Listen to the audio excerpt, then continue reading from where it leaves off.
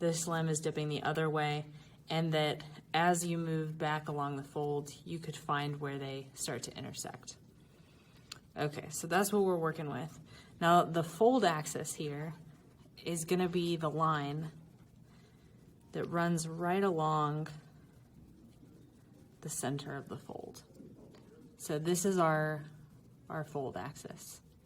Another way to think of it is the fold axis is where these two limbs are intersecting. So for us on the stereo net, what we're going to look for is this place where these two limbs are intersecting, and what that intersection point is representing is this line back here, the one where those two planes are coming together. So let's actually break out the stereo net and see how we should be plotting this. Okay. So the first limb was dipping 48 degrees to the southwest, and it was oriented at 331. So I'm going to count back from 360 from the north. 360, 350, 340, 330. So here's 331, and that's limb number 1.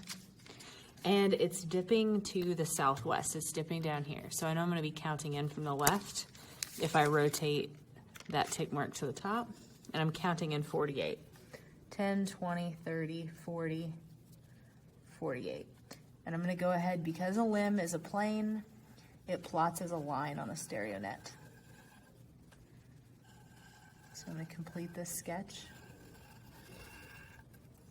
All right, and I'm going to rotate it back to north. Okay. The second limb is striking 298, dipping 50 northeast. So this time I'm going to count from 270, 270, 280, 290, 300. So 298 is right here. This is limb number 2. And before I rotate it, actually, I should think about where I'm going to be counting in the dip from. So this one is dipping to the northeast. Up here is northeast. So this time, if I rotate that number 2 to the north, I'm going to need to count in from the right. I'm counting in 50. 10, 20, 30, 40, 50.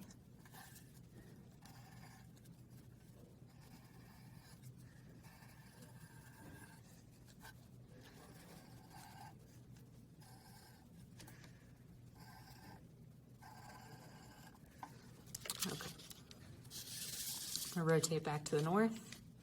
And let's make sure that this checks in with how we visualized these planes being worked out in space. So remember, when you want to visualize a plane on a stereo net, start with your hand vertical, going right over your eraser, striking in whatever direction you put your tick mark. So for the second limb, for example, we'd start like this, dip it out to mimic this line hitting the stereo net. So we've got one plane dipping like this. And then for this arc number 1, limb number 1, we do it but to the other side. So we're dealing with a situation like this, 2 limbs dipping outward from each other, where they're both dipping relatively steeply, both striking to the northwest. That's what we sketched in this picture, so that means that we're doing pretty good. Now, we talked about how the intersection of those limbs was going to be the fold axis, and it is. But let's think about why that's true. I had my hands intersected like this, right? And they were kind of dipping down. And if I took a pencil and I wanted to mimic what that point meant in real life, I could take the tip of my pencil, the end of my pencil, and I would put it right above my eraser, and I would tilt the pencil down, and imagine tilting it down just however many degrees I am from the edge. So here I'm about 20 degrees from the edge. So that's what I've imagined this hinge line being like. So if I take my hands, put them on either side of the pencil, that's really what I'm imagining, is that intersection point, or intersection line. So far, so good. And then I can just read that value off in the same way that you would read any point off a stereo net.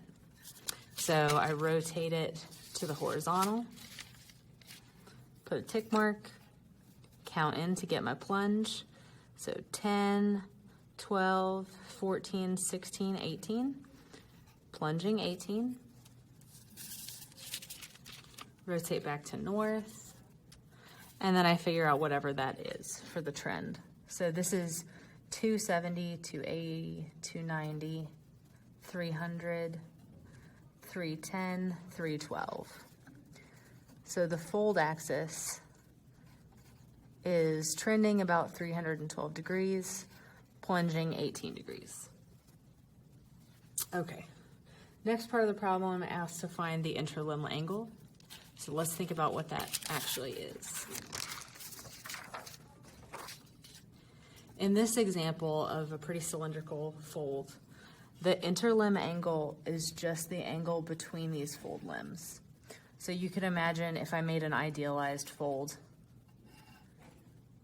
and I made it like a little tent, that's the interlimb angle, the angle between the limbs.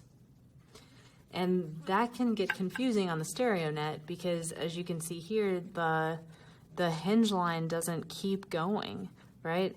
We only see the bottom half of a sphere when we deal with stereo nets. So if we wanted to imagine this fold to keep going and what we'd actually see at the surface, we'd have to imagine the top half of a stereo net. So let's think about what we actually need to be able to find the interlimb angle. First, we need to know the fold axis. And the reason why the fold axis is important is that if we can imagine viewing the fold directly right on, then our viewing plane is perpendicular to the fold axis, and we get a really good view of what this plane or what the fold actually looks like. If you can imagine taking the fold we made earlier, right, and taking a piece of plexiglass, well, first, let's view it like this, so you can actually see the angle. It's relatively tight. But if we imagined viewing it not right on, but we imagined taking a plane and being able to cut it and view this from the side, you can see that if you don't view this from the right geometry, you end up with a much wider angle than what you've anticipated, what you would expect. This is the importance of actually knowing the model and knowing where your measurements are coming from. So we want to make sure that we are viewing the fold directly right on in order to get the best measurement for the fold angle, or for the interlimb angle. The way that we can do this is we can define that plane. We want this plane, we want it to be perpendicular to the fold axis. We can also imagine other vectors that might be in that plane. So if we have a normal to this fold limb and a normal to this fold limb, those would be in that same viewing plane. Let's see if I can draw this again. If we draw a fold like this, here's a normal, here's a normal. The plane that contains those two normals is perpendicular to the fold axis. And in that plane, we can accurately count out what the interlimb angle is. So let's see this on a stereo net.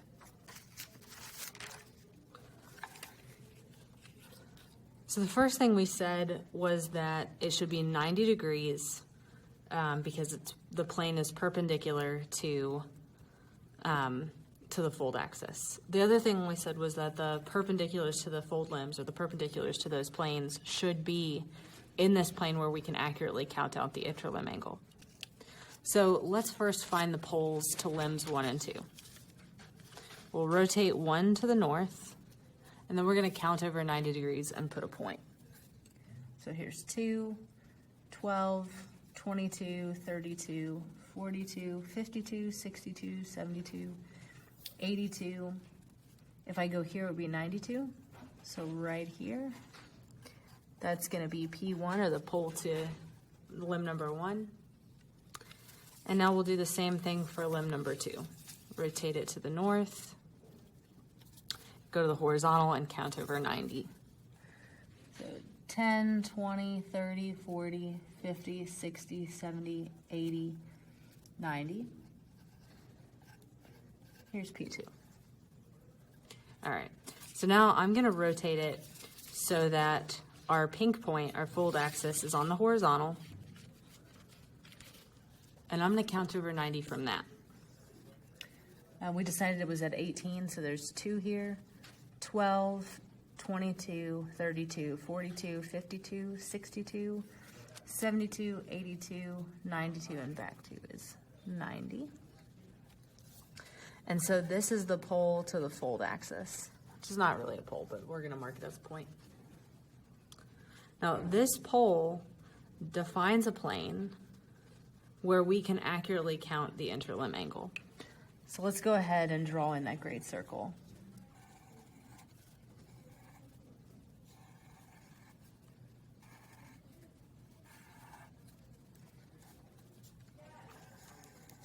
Okay. Now, one thing that should stand out to you is that the poles to our 2 fold limbs are in that plane. Now, that's not a surprise.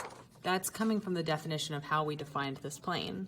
We said that the normals to these 2 fold limbs should exist in a plane perpendicular to the fold axis.